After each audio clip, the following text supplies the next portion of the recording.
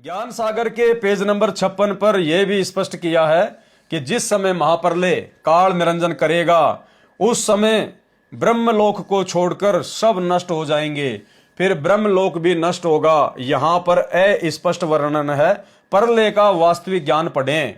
अब आगे भाई और बहनों, परमात्मा हमें अध्यात्म की बहुत ही गूढ़ और गहरी जानकारी दे रहे हैं।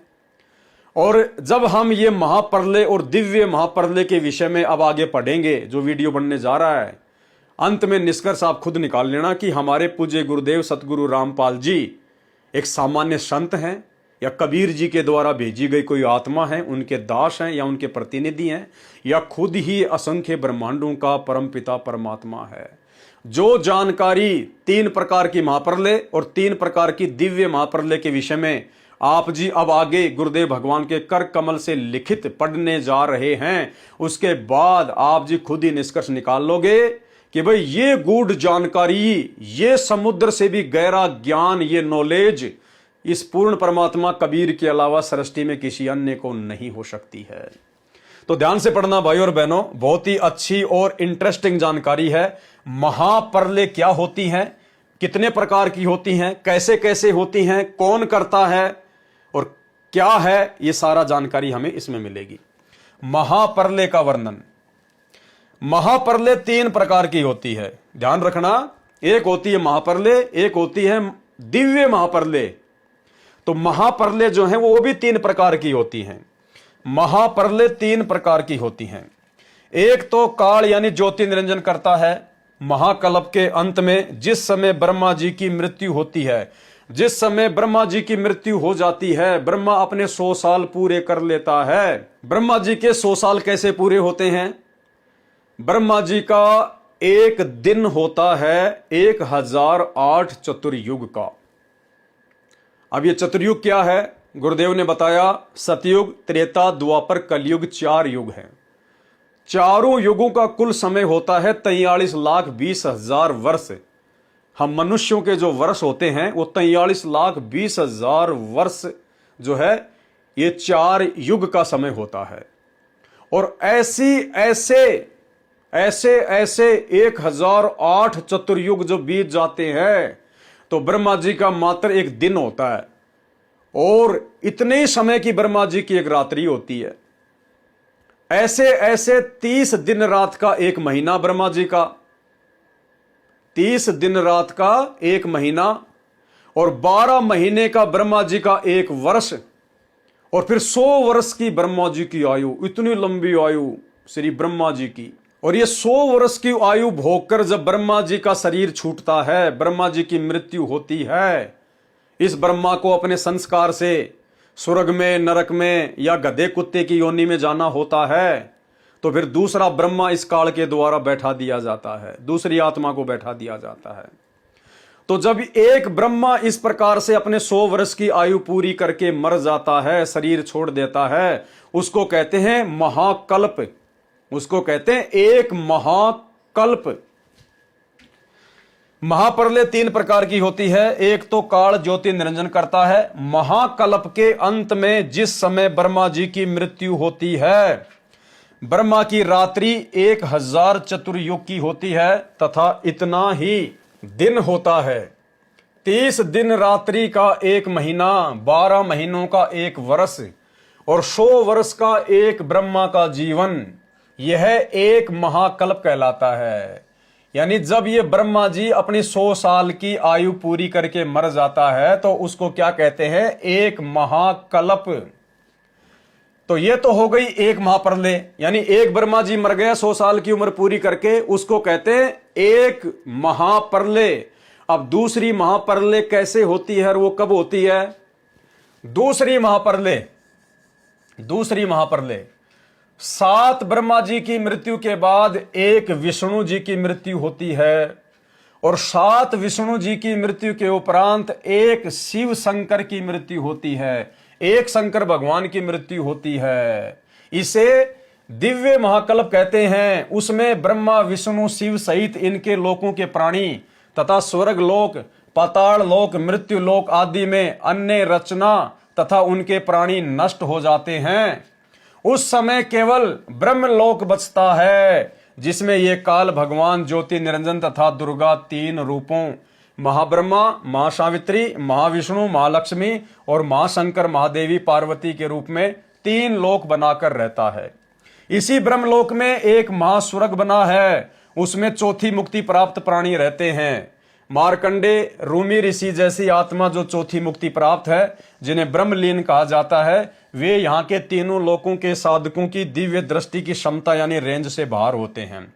स्वर्ग, मृत्यु व पाताल लोकों के ऋषि इन्हें देख नहीं पाते, इसलिए ब्रह्मलीन मान लेते हैं, परंतु वे ब्रह्मलोक में बने महास्वर्ग में चले जाते हैं। फिर दिव्य महाकल्प के आरंभ में काल ज्योति निरंजन भगवान ब्रह्म लोक से नीचे की सृष्टि फिर से रचता है। काल भगवान अपनी प्रकृति माया आदि भवानी, महासावित्री, महालक्ष्मी व महादेवी गौरी के साथ रति कर्म से अपने तीन पुत्र रजगुण ब्रह्मा, सदगुण विष्णु, तमगुण शिव को उत्पन्न करता है। ये काल भगवान उन्हें अपनी शक्ति से अचेत अवस्था में कर देता है। फिर तीनों को भिन्न भिन्न स्थानों पर, जैसे ब्रह्मा जी को कमल के फूल पर, विष्णु जी को समुद्र में शेषनाग की सैया पर, शिव जी को कैलाश पर्वत पर रखता है। तीनों को बारी बारी सचेत कर देता है। उन्हें प्रकृति दुर्गा के माध्यम से सागर मंथन का आदेश होता है। तब ये महामाया मूल प्रकृति शेरा वाली अपने तीन रूप बनाकर सागर में छुप जाती है। तीन लड़कियों जवान देवियों के रूप में प्रकट हो जाती है। तीनों बच्चे ब्रह्मा, विष्णु, महेश इन्हीं तीनों देवियों से विवाह करते हैं। अपने तीनों पुत्रों को तीन विभाग, उत्पत्ति का कार्य ब्रह्मा जी को, स्थिति का यानी पालन पोषण का कार्य विष्णु जी को तथा संहार यानी मारने का कार्य शिव जी को देता है, जिससे काल ब्रह्म की सृष्टि फिर से शुरू हो जाती है, जिसका वर्णन पवित्र पुराणों में भी है, जैसे शिव महापुराण, ब्रह्म महापुराण, विष्णु महापुराण, महाभारत, सुख सागर, देवी भागवत महापुराण में विस्तृत वर्णन किया गया है। और गीता जी के 14वें अध्याय के श्लोक 3 से 5 में संक्षिप्त रूप में कहा गया है। तो ये दो प्रकार की महाप्रलय आप जी ने देख ली। थोड़ा सा दास आपको परमात्मा के द्वारा जो एक ब्रह्मांड का लघु चित्र बनाया गया है, दास आपको समझा देता है। प्रथम महाप्रलय कैसे होती है, ये दास आपको गुरुदेव भगवान के कर कमल से बनाए गए एक ब्रह्मांड के लघु चित्र के माध्यम से थोड़ा सा समझा देता है। ये एक ब्रह्मांड है पूरा काल का, जैसे काल के पास में 21 ब्रह्मांड है, तो ये एक ब्रह्मांड है पूरा का पूरा, जिसमें इसने पूरी रचना अपनी रची हुई है। अब ये विष्णु जी हैं, ये शिव शंकर जी हैं और ये हैं ब्रह्मा जी। ब्रह्मा जी का काम है जीवों की उत्पत्ति करना, विष्णु जी का काम पालन पोषण का है, शंकर जी का संहार करने का है। तो सबसे पहली महाप्रलय जब ब्रह्मा जी 100 साल की उम्र पूरी करके मर जाता है, तो प्रथम महाप्रलय, ठीक है। दूसरी महाप्रलय होती है, अब ये ब्रह्मा जी हैं, ब्रह्मा जी की उम्र है 100 वर्ष की, और इस ब्रह्मा जी से 7 गुना ज्यादा उम्र है श्री विष्णु जी की, और विष्णु जी से 7 गुना ज्यादा उम्र है श्री शंकर जी की। और जब शंकर जी की मृत्यु होती है, जब शंकर जी की मृत्यु होती है, उस समय भाई और बहनों नीचे के जो ये तीनों लोक है ना, ये नीचे के तीनों लोक, स्वर्ग लोक, पाताल लोक और ये मृत्यु लोक, जिस पर तीनों देवताओं का आधिपत्य है, यहाँ की सारी जो रचना है ये नष्ट हो जाती है। सारे के सारे जो जीव हैं ये नष्ट हो जाते हैं। ये पूरी की पूरी जो रचना है, ये शंकर जी की मृत्यु के बाद यानी दूसरी महाप्रलय के बाद में ये तीनों जो लोकों का जो सिस्टम है पूरा का पूरा वो नष्ट हो जाता है। उसके बाद फिर ये काल नए सिरे से ब्रह्मा विष्णु महेश की उत्पत्ति करता है। ये खुद महाब्रह्मा का रूप बनाता है, अपनी पत्नी दुर्गा को मां सावित्री रूप में, और जो इनके भोग विलास करने से संतान उत्पन्न होती है वो फिर एक ब्रह्मा जी की उत्पत्ति हो जाती है। उसके बाद फिर ये श्री विष्णु जी का रूप बनाता है, मां विष्णु रूप, और अपनी पत्नी दुर्गा को जो है मां लक्ष्मी रूप में, और उसके साथ संभोग करके जो संतान उत्पन्न होती है उसको विष्णु नाम दे दिया जाता है। ऐसे ही फिर ये मां शिव रूप बनाता है और महापार्वती रूप में ये दुर्गा को, और इस प्रकार से जो संतान उत्पन्न होती है वो फिर शंकर जी पैदा होते हैं। फिर नए सिरे से वैसी सृष्टि हो जाती है नीचे की, सागर मंथन होता है, ये दुर्गा अपने 3 रूप बनाती है, उसमें 3 वो देवियां निकलती हैं, इन तीनों की शादी कर दी जाती है, फिर ऐसे सृष्टि वापस शुरू हो जाती है। तो सबसे पहली महाप्रलय जब ब्रह्मा जी 100 साल की उम्र पूरी करके मर जाता है, तो प्रथम महाप्रलय। दूसरी महाप्रलय जब शंकर जी की मृत्यु हो जाती है, उसको कहते हैं दूसरी महाप्रलय। अब आगे बढ़िए, तीसरी महाप्रलय क्या है? तीसरी महाप्रलय क्या है और कैसी होती है? एक ब्रह्मांड में 70,000 बार त्रिलोकीय शिव काल के तमोगुण पुत्र की मृत्यु हो जाती है, तब एक ब्रह्मांड की प्रलय होती है तथा ब्रह्मलोक में 3 स्थानों पर रहने वाला काल महाशिव अपना महाशिव वाला शरीर भी त्याग देता है। इस प्रकार यह ब्रह्मांड की प्रलय अर्थात तीसरी महाप्रलय हुई। अब तीसरी महाप्रलय कैसे होती है, हम गुरुदेव के कर कमल से लिखित उसी फोटो को देखकर समझेंगे। तो भाई और बहनों, आपने पहले पढ़ लिया था, दोबारा थोड़ा सा मोटा मोटा देख लेते हैं, क्योंकि भाई और बहनों बहुत ही गहरी जानकारी है। मैंने भी इसको कई बार देखा, तब जाके गुरुदेव के आशीर्वाद से हल्की फुल्की समझ में आई है। सबसे पहली महाप्रलय होती है जब ये ब्रह्मा जी 100 वर्ष की उम्र पूरी करके अपना शरीर छोड़ देता है। उसके बाद में दूसरी महाप्रलय कैसे होती है? ब्रह्मा जी से 7 गुना ज्यादा लंबी उम्र है विष्णु जी की, विष्णु जी से 7 गुना ज्यादा लंबी उम्र है इसकी शिव जी की, ठीक है। और जब ये शिव जी एक बार अपना शरीर छोड़ता है तो दूसरी महाप्रलय होती है। और यही शिव जी जब इस प्रकार से 70,000 बार मृत्यु को प्राप्त होता है, 70,000 बार, उसके बाद एक ब्रह्मांड में जो ब्रह्मलोक है, जहां पर यह काल अपने 3 रूप बनाकर रहता है, महाशिव रूप में और महाविष्णु रूप में और महाब्रह्मा रूप में। तो जब 70,000 बार ये त्रिलोकीय शिव मर जाता है तो महाशिव रूप में ब्रह्मलोक में जो काल होता है इसकी मृत्यु हो जाती है। एक काल महाशिव रूप में मरता है। इसको कहते हैं तीसरी महाप्रलय। इसको क्या कहते हैं?